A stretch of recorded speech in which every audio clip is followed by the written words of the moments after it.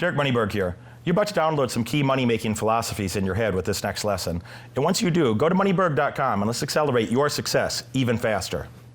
You know, this is my good friend Carlos. Carlos is, we've had a lot of travel adventures, we had a lot of business adventures, and you know, he did all kinds of dope shit. You know, he set a lot of records in college football, he did a lot of gangster shit in the NFL after that, made a lot more money in business than he did in football. And you know, more importantly than that is like really, really legit good man. Is the type of father that you wish you had.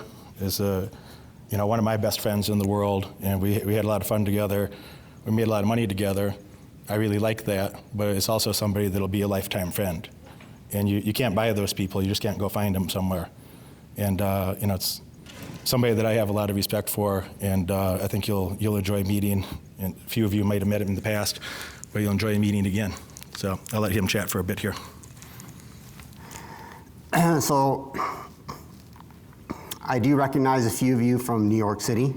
If I don't remember all your names, I apologize, but I did speak with Phil again and enjoyed our conversation, and thought that was a really great group in New York that I got exposed to, so looking forward to meeting some of you and hearing some of your questions and adventures. But hopefully you have some good questions for me and I can be of help. I did enjoy Jeff's talk. He brought forth a lot of concepts that I actually can relate to, but I never really thought about. It was interesting to hear that perspective. And you know, he brought up about, are you the type of person that reads a book and can see yourself getting to know the author of the book?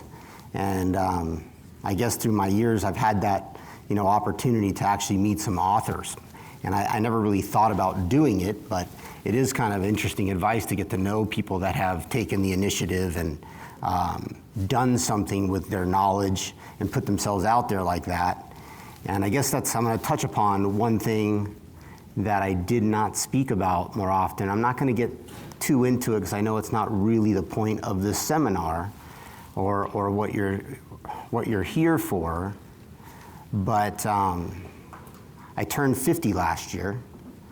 And so when I was about 40, I realized I had a lot of stress in my life, most of it work-related, overwhelming stress. And my nickname since high school, my coach gave it to me and somewhat in college, was the Iceman, because supposedly I could handle pressure. Well, the pressure really started to get to me, and I started to become concerned about my health. And so I kind of made it, and you know, he and I have had conversations about it, but I made it a little bit my pet project to spend some time on my health, because I felt like I needed that armor in dealing with what I was dealing with. You know, the whole Great Recession, I had a lot of litigation I was dealing with, spending millions of dollars, going to court, stuff that wasn't fun, stuff that at least, I'm glad that I have the knowledge, but I wish I never would have gone through it. And I think I made reference to that in New York City. But so I met the author of a book who I consider, you know, kind of my health guru. And boy, my life has been a lot different the last 10 years because of him. And I met him first, actually sitting in an audience kind of like you guys are now, and I just really went outside, you know, my sports background and my business background and started addressing those health concerns that I had. And he brought up some interesting points, Jeff did, about, you know, you be willing to what was it? Not necessarily accept the social norms.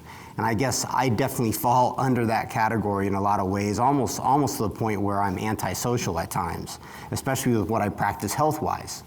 But I'm not necessarily preaching to you guys. You guys are young, probably really healthy, but you know, as you guys are going off in business and making all these sacrifices and spending a lot of time and energy on making money and being successful, I'm just going to say, don't neglect yourself. And you know, I mentioned last time, you know, you listen to your gut, because I'd say that that's probably the biggest mistake that I had made.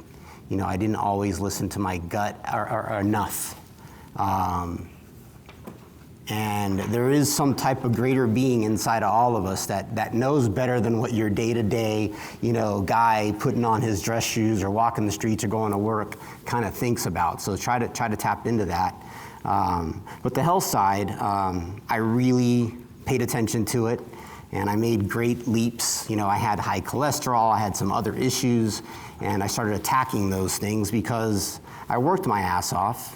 And I said, wow, I'm 40, I made all this money, I had all this success, but what's gonna happen if I drop dead of a heart attack? Or what's gonna happen if I have all these health problems where I don't get to enjoy the success? So I started becoming worried about that and even today, it's like, I really wanna enjoy my success for the next 30, 40 years, whatever I can, I guess negotiate with the Lord or some greater being, but I'd like to be around. And I accomplished some things that some people might find exceptional, but there's a lot of people that drop dead too at young ages, so or younger than me. So yeah, don't neglect yourself and try to pay attention. And he's talking about people who spend their weekends drinking alcohol, and it's probably not a good idea long term. I mean, it's okay to have a couple drinks, right? But you start abusing it, by the time you're 40, you're gonna start to feel it. My best friend just got his gallbladder removed last week. Another friend of mine just had, once you get 50, this stuff is around you. A really good friend of mine that's so successful, averages 30% returns on his portfolio a year, and he's been doing that for 10 years. And he started with some money. Has an amazing house in Corona Del Mar, one in Lake Tahoe, great kids, all the toys you could want, good looking guy, girls. Have any girl, that he pretty much wants. He has terminal, we'll see. He has brain cancer. And I don't think he could have done anything to control that. That's one of those freak things, and I hope to God he can kick it, but the prognosis isn't good. But I guess just don't neglect yourselves and pay attention to that, okay? Another little, I'd say a little golden nugget is for you guys that are busy as hell. Most of you probably are. You might know about some of the things that are in what this guy teaches, but my CPA, who's actually Derek's CPA, turned me on to a guy named David Allen. Anybody heard of David Allen? GTD, Getting Things Done. Yeah, have you listened to his stuff? Yeah, I've read all his books. Okay, all of them. Yeah.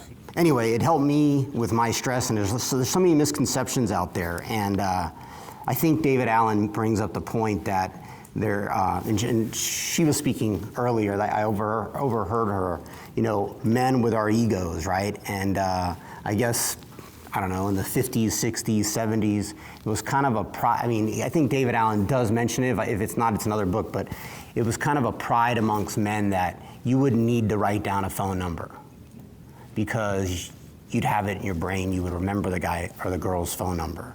Or you don't need to write down that you have a meeting on April 4th at 4 p.m. because you're gonna remember that, because I have this great brain, right? And I think I kind of grew up like that a little bit, and it's like, I'm gonna remember this stuff, and people commented how I had a good memory. But does anybody here behave that way? Think, hey, I'm gonna remember that? And so I'm gonna hit on the David Allen point. Is after a while, he started bringing up all these points, and I started listening to him. I would run a lot at the time. I'd listen to him on my iPod. And he would say that our brains, he'd compare them to RAM on a computer.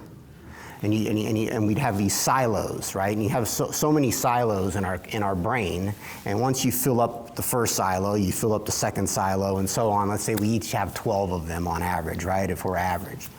Once you're filled up, you're kind of at maximum capacity. There's only so many phone numbers you can remember, so many appointments you can keep track of, and what happens is you start to, that RAM starts to get bogged down. What happens on the computer when that RAM gets bogged down? It starts to work real slow, right? And the mouse barely moves, you gotta shut it down, you gotta reboot it, all that crap, right? So our brains, he compared it to that, and I started relating to that. So he comes up with these systems to release your fucking brain of shit that ties it down, right? Because it just weighs your ass down. I think he has a great quote, which is your brain is for creating ideas, not for holding them. So that's the point that he's getting at. So, I'm sure a lot of you guys are brilliant, but if you're bogged down with a lot of menial type tasks, things that you really aren't really that important to keep at the forefront of your brain, it might limit you from coming up with the next brilliant idea that all of us are capable of, especially in this room. You probably already have them. But if you're worried about this meeting or whatever, you got to pick up your shoes or pick up your dog or whatever it is, you're going to weigh yourself down. So you want to free up that brain, free up that RAM so it can work better. And I'm not brilliant, but those tips really, really helped me out. And they helped me kind of combat some of these misconceptions or wondering if my brain wasn't working well because I can't remember these things anymore. Well, his system is free it up. And he can create all of these different methods to deal with the little, not unimportant tasks, but the things that you don't necessarily need to be thinking about so that you can be free. So. First, you're too humble. He said, I'm not brilliant, I'm not this. Is like, well, multi-time national champion athlete, MBA from a good school. He's got a list of records that he still holds today. This is it's like a poster boy for too fucking humble. This is a poster boy for too fucking humble. And, I think another two thoughts about the thoughts that you made. One is I think something that you're very good at, and something I think that keeps me healthy is that few people on earth have a more ridiculous travel schedule than I do. Few people on earth. That's not an overstatement at all. And I think something that you're very good at that I think both of us do well, and something that I think has helped a lot of you that you might have picked up from me, or that I helped affirm that thought in your head at least. When you don't have your head, it's kind of both of these points tying them together. What you just said is like, when you don't have your head distracted with 30 fucking things, when you're not thinking about 10, I gotta please 30 masters, my boss has gotta like me, which is the worst word in your vocabulary, your boss. You're the boss of your life, whether you know that or not. My boss has gotta be happy with me, and my other boss, and my supervisor, and my mommy, if she's not happy with me, is bad, and my dumbass neighbor, and so on and so on. If you focus that down to a few things, man, you get really fucking excellent results, And that's something that you do in real life that you might think of it in different words, but, something that I'll give you credit for if you don't give yourself credit for. This guy has been a really top performer in a lot of different areas. And, you don't waste time with a lot of fucking idiots. You don't waste time with... You're good at focusing on the few key drivers that really get results. And, you're going to have a lot less stress. I think something that keeps my immunity system okay, besides what you could imagine is my excellent diet. It's not too excellent if you didn't get the joke. I don't have all these incongruencies between my thoughts, words, and actions. That's true. I don't allow insincere relationships. I don't like that at all. And you're that way. That you've been so humble, and you've been such a good person in so many ways that sometimes I think you expect the best from others and forget that they're probably going to be disappointing, Mm-hmm. I'm a little more harsh on the front end, but I like putting myself around other people like that are high performers, et cetera. Some of these guys ask a lot from me is performance questions like that. And, what are some of the things that you would to get them focused on of like, you're really a top performer in sports. And then you put yourself through MBA program, and then through the real life business stuff. All the MBA stuff is helps you sort out those problems in real life better. But the real life things are more exciting. This video was brought to you by Moneyberg.com. I want you to go to Moneyberg.com right now to see where you can meet me live when I come to a city near you. I want you to be part of our audience. I want you to be part of our elite success programs. I want you to be part of the fun. Most importantly, I want you to ensure your success and your financial independence working with me while we travel around the world and help people live their dreams. Go to Moneyberg.com. Success is closer than you think. It's waiting for you there.